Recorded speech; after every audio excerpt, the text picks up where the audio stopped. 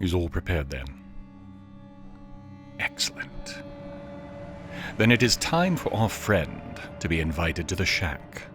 Go fetch him for me, would you? And be gentle, I would not have him damaged, if it can be avoided.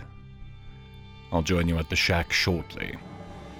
I have a few last things to prepare in the sanctuary.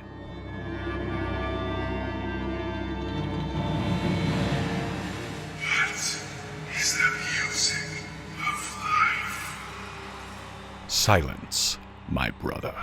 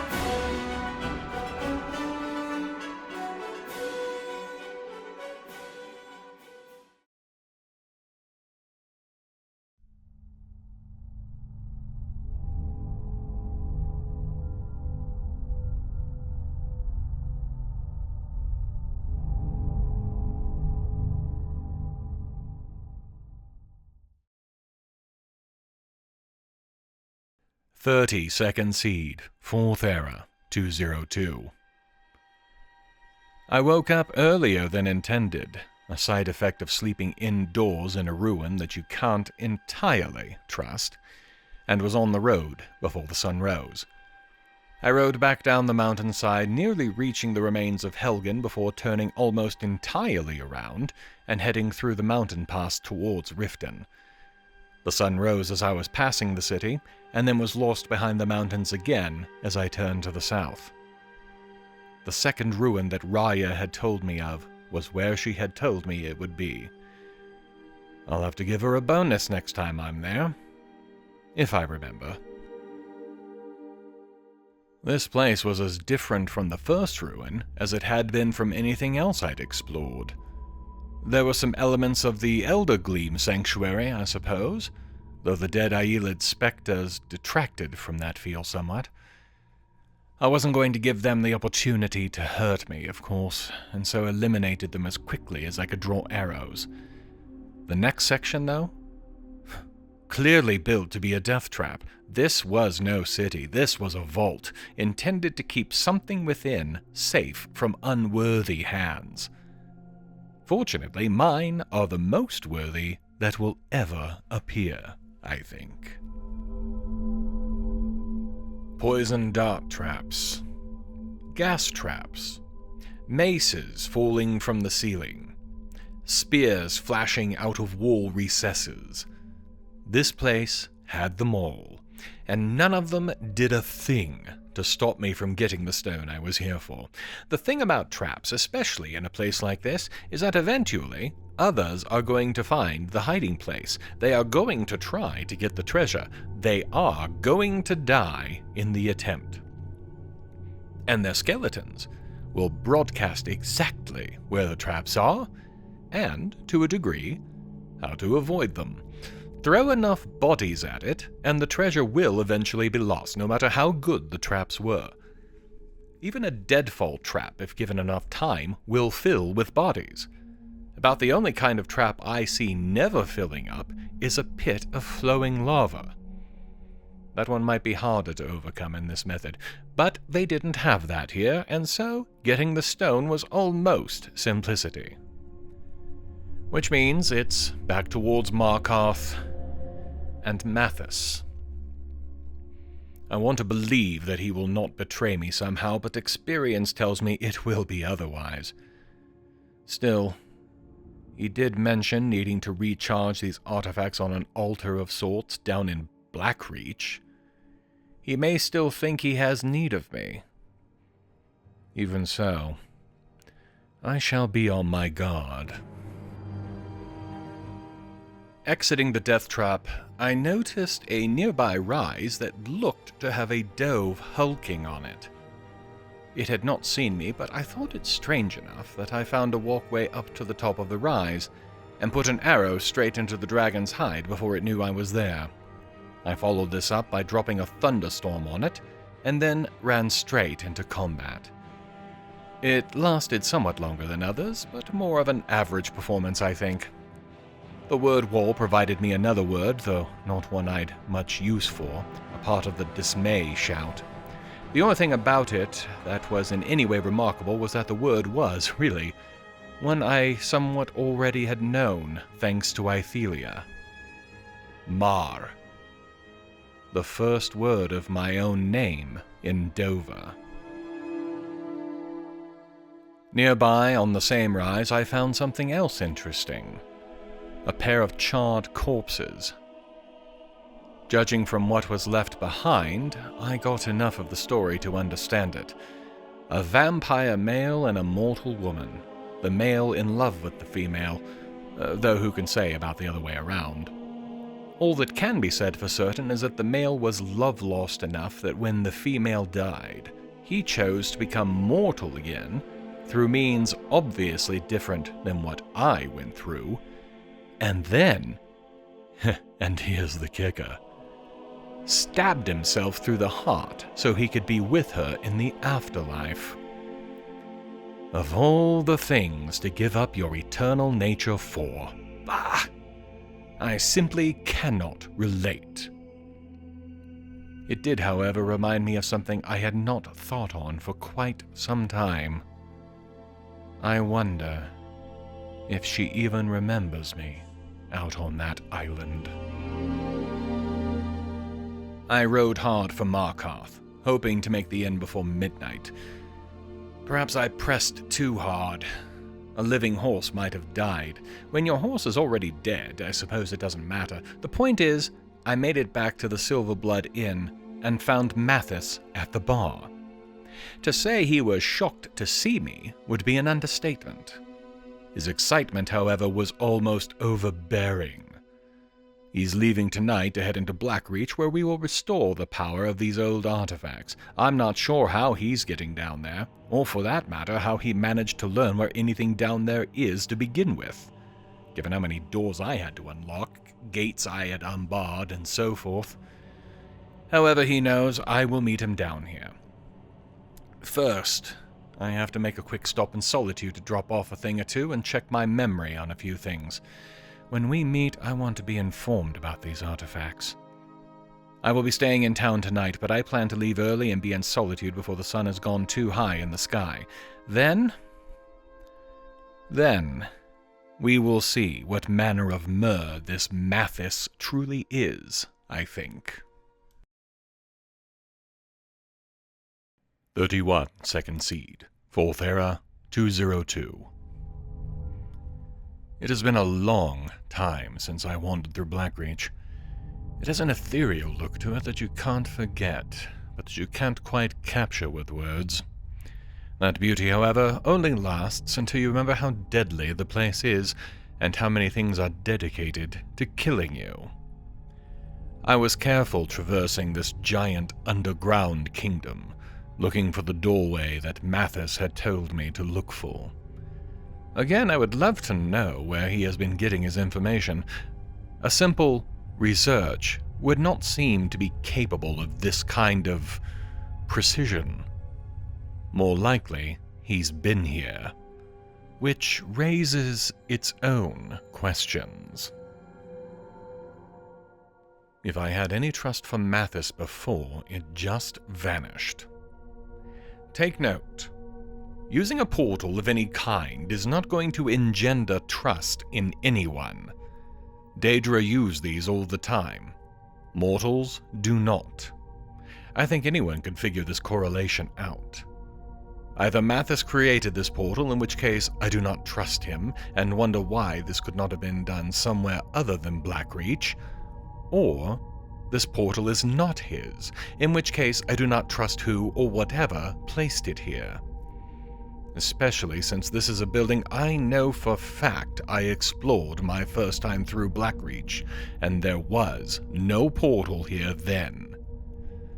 Bow ready and arrow nocked, I gave in to the inevitable and walked through. To my own surprise, I did not emerge into some Daedric realm of oblivion. I also did not emerge into a trap, at least not an immediate one. Instead, I was on a path in the middle of the mountains. The lighting, sun position, and the weather match what I left behind in Skyrim, so I can only presume I am in a portion of that province, or somewhere very near it. Apart from a single bear, I've not seen any wildlife either, though for the bear to be surviving, there must be some here somewhere. Still, I find this path very quiet. A far cry from most paths in Skyrim. Naturally, I do not trust it at all. I don't even know what it is I'm looking for at this point. Martha said there was a pedestal in Blackreach. There was never any mention of portals, paths, or anything else. Either his research was way off, or I'm being misled. I'm trying to believe that he was mistaken. Not hard, but I am trying. After near 2 hours of traveling this road, I turned a corner and was confronted with familiar architecture. Dwemer. Another Dwemer ruin, which at least makes some sense given the point of my current activity. The tools were Dwemer in make after all. This is still not a place in Blackreach, however, and the lack of explanation from Mathis about this still leaves me very uneasy. Unlike previous situations where I could be sure of my survival because of Ithelia's prophecy, I no longer have that assurance. For all I know, my fate being nothing could simply mean I die shortly after. I stepped onto the bridge, my guts beginning to twist in earnest now. I am not used to anxiety, and do not care for it, I think. The courtyard was empty, though I found several destroyed Dwemer spiders on the bridge leading to the ruin, perhaps evidence of Mathis's crossing, though I doubt it. There were too many valuable parts left behind for that. Or maybe he's just too focused on his supposed prize. Either way, the light is failing. I will not set foot inside this place until morning. Blackreach takes the energy out of you, and if I am correct in what I am trying hard not to be suspicious about, then I will need all the awareness and energy I can muster. If I am wrong, then all that has happened is that Mathis waits longer. I can live with that. 1 Midyear, 4th Era, 202. You have got to be kidding me. No! There is no way I'm being asked to drop straight into a hole with no idea how far down it goes, what awaits me at the bottom, and, perhaps most importantly, how I'm getting back out. No ropes to climb, no climbing gear, nothing. I should turn around. I should leave. I have the tools, and even that is a major triumph. Aryan will be beside himself with giddiness when I bring these to him. I should be content with that. And yet, I hope I don't regret this. The last time I dropped into a hole this deep, there was a lake. This time I may not be so lucky. This place is huge. Some of these spaces might fit entire villages in them, and there is not a soul in evidence. Well, not counting the Dwemer specters, of course, or the automatons that the Dwemer left behind. This much open and empty space, plus the size of some of the gears I am seeing here. This place was meant for something huge. I've no idea what it was, of course, though given current circumstances, one might reasonably assume it has something to do with the tools. Still no sign of Mathis, though. My anxiety over this entire situation only continues to grow worse. In my exploration of this ruin, I've now run across multiple pieces of evidence that this place predates the so-called Ethereum Wars that Katria once wrote about. I've seen several examples of armor and even jewelry that use the material, all of it done in a style differing from her notes and my created examples in the museum. Naturally, they are now in my pack, ready to be sent back to the museum. Assuming that I ever find Mathis and finish this business. I've been wandering for hours in here now and still have not seen any sign of him. Only one path remains unexplored at this point, so I suppose that must be where he went. I finally found Mathis. And wouldn't you know it? He's backstabbing me. Shocking, I know, and not expected in the least. This man is every bit as insane as I'd thought, perhaps more so. First of all, he claims to be of the house of Dagarth, the so-called Sixth House of Morrowind, and he has delusions that he can use the Tools of Kagrenac to unify Morrowind under him as king. And how will he do this? By, he claims, rebuilding the Numidium with the tools, for who could stand before the strength of the gods themselves? But the second and more immediate proof of his insanity? He only brought 2 people to help him kill me. The Dragonborn, the man who has defeated innumerable dragons on his own, who brought low the Mad Mage Ancano, who brought about the death of the first Dragonborn, hunted and eliminated every remaining dragon priest in Skyrim and Solstheim, the Mer who single-handedly turned the tide of the Skyrim Civil War, the Vampire Wars, and pretty much anything else of significance in the last year. And he brought 2 men. Good luck with that. I almost laughed during the fight he tried to give me. Using the Cyclone shout tossed all 3 of them into the air and slammed them into multiple walls, and what little fight they had left ended as I stabbed my dagger into the 2 bodyguards' necks casually as I walked by them. Mathis had survived initially as well, and by the time I reached his still prone form, he had suddenly realized exactly what he had done. The thing was, he likely thought I was angry at him. Far from it. You don't get angry when dealing with pests. You simply do away with them and move on to more important things. To his credit, he did not ask for mercy, only lamented that he had failed the Sixth House. In reality, I doubt that the house even knew that Mathis existed. The only thing he failed was the sanity check. He thought to play me as a puppet and a pawn. I'd tell him to ask my previous foes about how that was likely to turn out, but shockingly, I don't seem to have any left who are still alive. The pedestal that Mathis had been intending to use was slightly further into the ruin, easily distinguished by the 3 large openings in them that would accommodate the Aelid stones he had sent me to find, along with the other 2 tools. I plugged them into the side, placed the tools atop the altar, and stood back to watch. It was a light show and a half, and I was blinded several times as the power was drained from the stones and moved into the tools. When it was over, the stones were drained, and the tools, well, they certainly looked more powerful than when I had first obtained them. Perhaps they were safe to handle as I had before. I wasn't taking that chance, however. I put on Wraithguard before I picked up, wrapped, and stored Keening and Sunder in my pack. Now to return to Skyrim and Solitude, and decide what I need to do to escape my deal with Nocturnal.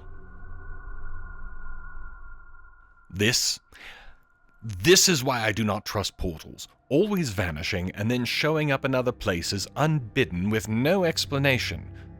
On the other hand, it does solve the more immediate problem of how I'm getting out of here. It does, however, introduce a new problem. Where will I be coming out? Assuming it's anywhere on Mundus, I can eventually get back to Skyrim, which makes it preferable to being stuck down here. I do wonder, though, how had Mathis planned to get out? Unless this portal was it? The answer was back to Blackreach, which means hours more to get back to the surface, and then hours more to get back to Solitude and Civilization, which means not today. I'm exhausted.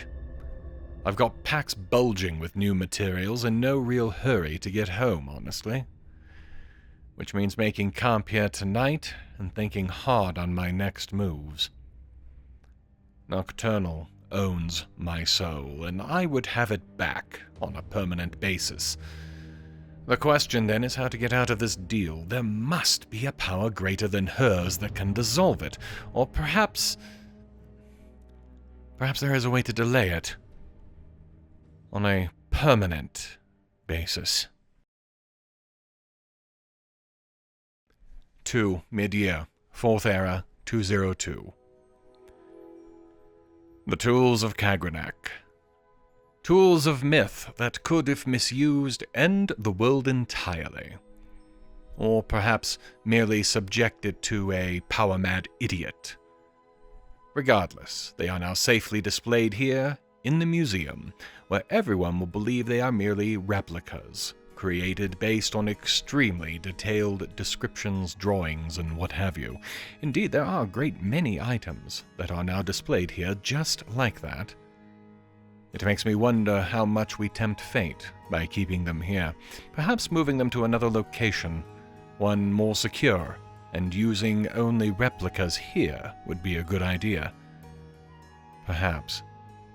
I'll have to discuss this with Aryan. With this business done, though, I am left with nothing to distract me from my situation. I will need to ponder this, perhaps do some research of my own. The gods know I seem to have every book known to man or mer here in this library. Surely there is something that at least hints at a way out.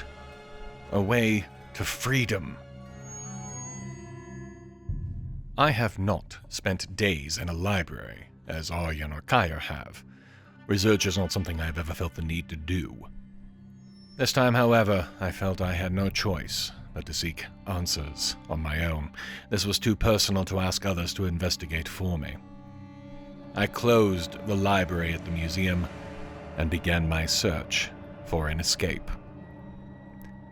The question I sought an answer to was simple enough. How does one cheat a Daedric Lord? Nocturnal had possession of my soul. I wanted it back. The common wisdom I found in the first day of searching amounted to an equally simple answer. You cannot. There was, though, an option. A way to at least delay the day of reckoning, in my case. Nocturnal's demands on my life were minimal, limited to protecting the Nightingale Sanctum and the Twilight Sepulcher. It was in death that the true onus was. Thus, if I could delay my own death, it would buy me time to find another way. Serana, I am sure, would be more than happy to have me back, as I believe her last offer to me still stands. Perhaps a visit to Castle Volkihar and a discussion with her would be in order. Assuming I take up the mantle of Vampire Lord once again, though, I could still die, which would mean that in the end, I will have changed nothing.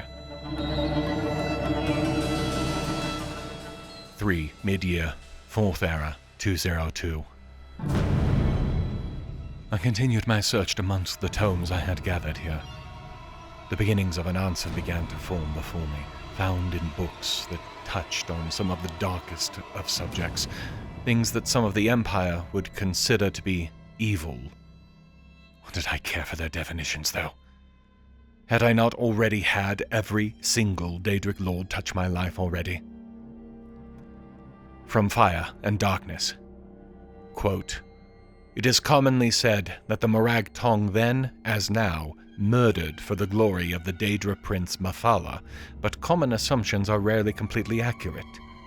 As terrifying as that Prince of Oblivion is, they had and have reverence for a far greater evil." End quote. What greater evil can there be than a Daedric Lord?